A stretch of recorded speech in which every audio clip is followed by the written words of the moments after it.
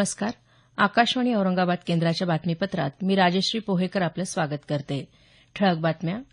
4 कोटी वृक्ष लागवड मोहिमेला राज्यात प्रारंभ.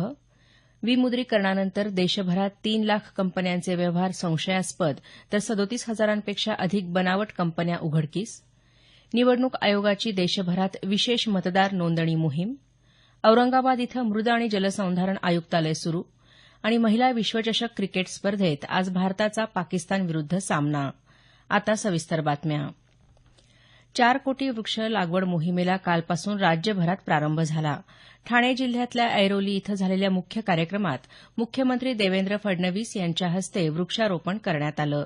जल, जंगल आणि जमीन या पर्यावरणाशी निगडीत तीनही बाबींसाठी राज्य शासनानं महत्वपूर्ण पावलं उचलली असून येत्या काही वर्षात याचे फायदे दिसून येण्यास सुरुवात होईल असं मुख्यमंत्री म्हणाले. केंद्रीय परिवहन मंत्री नितीन गडकरी यांच्या हस्तेही यावेळी वृक्षारोपण करण्यात आलं. अतिशय कमी कालावधीत नियोजनबद्ध पद्धतीनं हाती घेतलेल्या या मोहिमेचं अनुकरण इतर राज्यांनी देखील करावं असं आवाहन गडकरी यांनी केलं. राज्याचे वनमंत्री सुधीर मुनगंटीवार यांनी चालू सप्ताहात 4 कोटींपेक्षा जास्त झाडं लावण्यासह पुढच्या 3 वर्षात 50 कोटी झाडं लावण्याचा निर्धार व्यक्त केला. सध्या राज्यभरातल्या रोपवाटिकांमध्ये 16 कोटी 60 लाख रोपटी तयार असल्याची माहिती त्यांनी दिली. वृक्ष लागवडीसाठीचे संत तुकाराम वनग्राम पुरस्कार या कार्यक्रमात प्रदान करण्यात आले.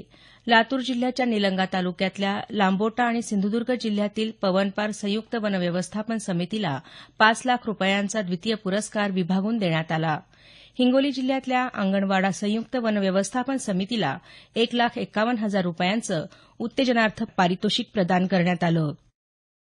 काल सायंकाळपर्यंत राज्यभरात 64,62,372 वृक्ष लागवड करण्यात आली. विधानभवनात विधान परिषदेचे उपसभापती माणिकराव ठाकरे यांच्या हस्ते वृक्षारोपण करण्यात आलं.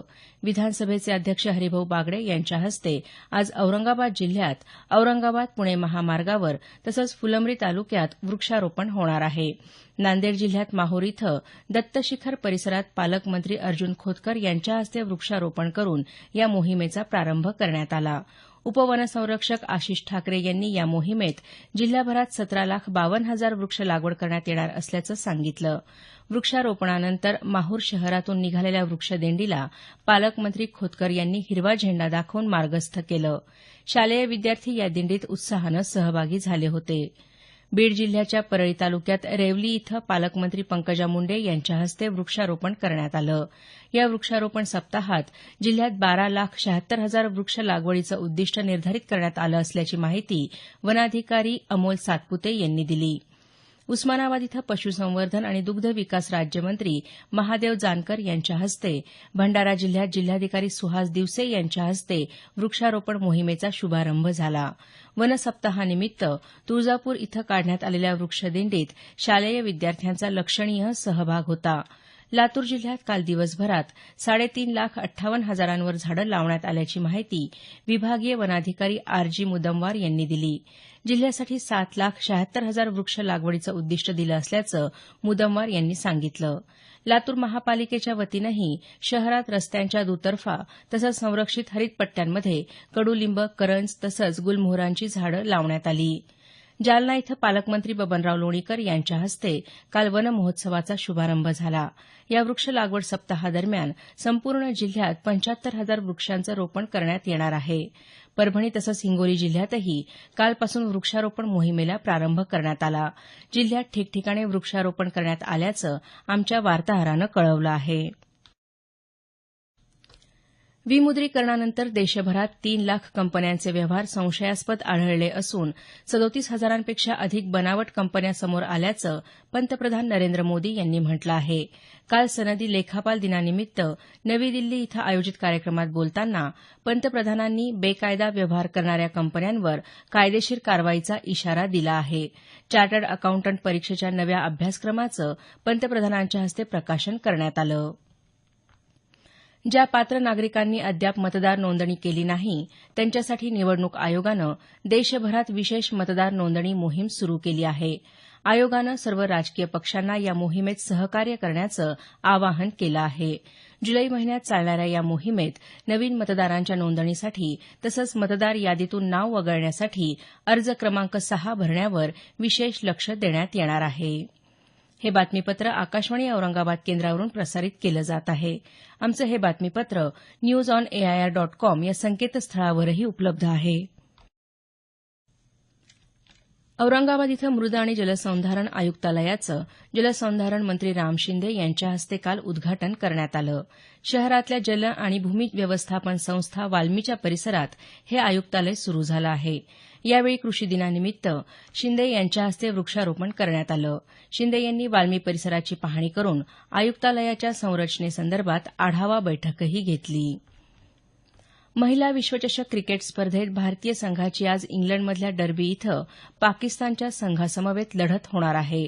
या स्पर्धेत भारतानं यापूर्वीचे दोन्ही सामने जिंकले आहेत.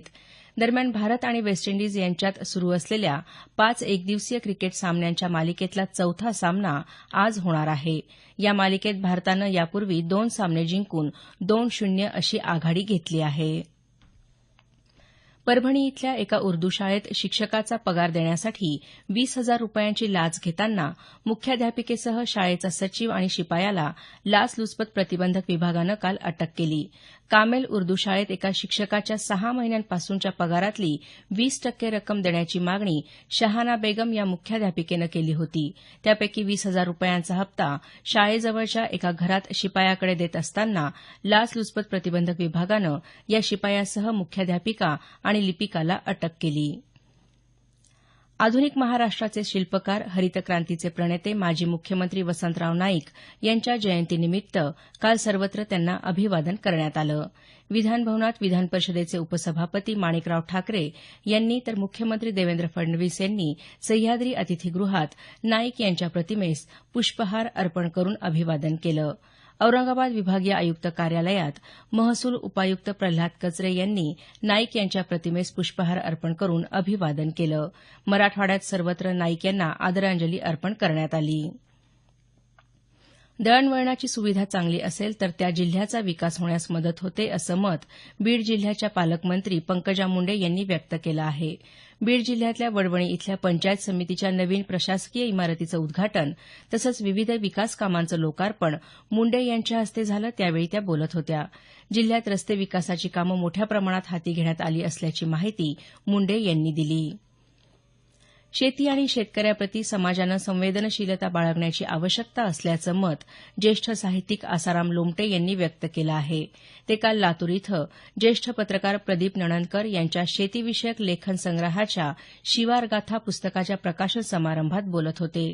वसंतराव नाईक मराठवाडा कृषी विद्यापीठाचे कुलगुरू डॉ बी व्यंकटेश्वरलू हे कार्यक्रमाच्या अध्यक्षस्थानी होते. शेतकऱ्यांना कृषी क्षेत्रातल्या अद्ययावत तंत्रज्ञानाची माहिती वेळेत मिळायला हवी असं प्रतिपादन लातूर जिल्हा परिषदेचे मुख्य कार्यकारी अधिकारी डॉ माणिक गुळसर यांनी केलं आहे. लातूर इथं कृषी दिनाच्या अनुषंगानं आयोजित कार्यक्रमात ते काल बोलत होते.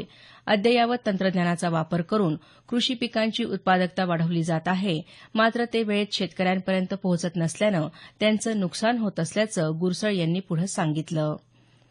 ग्राम सामाजिक परिवर्तन अभियानात बीड जिल्ह्यातल्या 8 गावांचा समावेश करण्यात आला आहे. या गावांमध्ये विकासाच्या सर्व योजना राबवण्यासाठी अधिकाऱ्यांनी गावाच्या विकासात्मक आराखडा तयार करण्याचे निर्देश जिल्हाधिकारी एम.डी. सिंह यांनी संबंधित अधिकाऱ्यांना दिले आहेत. जिल्हाधिकारी कार्यालयात आयोजित ग्राम सामाजिक परिवर्तन अभियान आढावा बैठकीत अधिकाऱ्यांना मार्गदर्शन करताना ते काल बोलत होते. शेवटी पुन्हा काही ठळक बातम्या. 4 कोटी वृक्ष लागवड मोहिमेला राज्यात प्रारंभ. विमुद्रीकरणानंतर देशभरात 3 लाख कंपन्यांचे व्यवहार संशयास्पद तर 37,000पेक्षा अधिक बनावट कंपन्या उघडकीस. निवडणूक आयोगाची देशभरात विशेष मतदार नोंदणी मोहीम. औरंगाबाद इथं मृद आणि जलसंधारण आयुक्तालय सुरू आणि महिला विश्वचषक क्रिकेट स्पर्धेत आज भारताचा पाकिस्तानविरुद्ध सामना. याबरोबरच हे बातमीपत्र संपलं. आमचं यानंतरचं मराठी संक्षिप्त बातमीपत्र सकाळी 10 वाजता.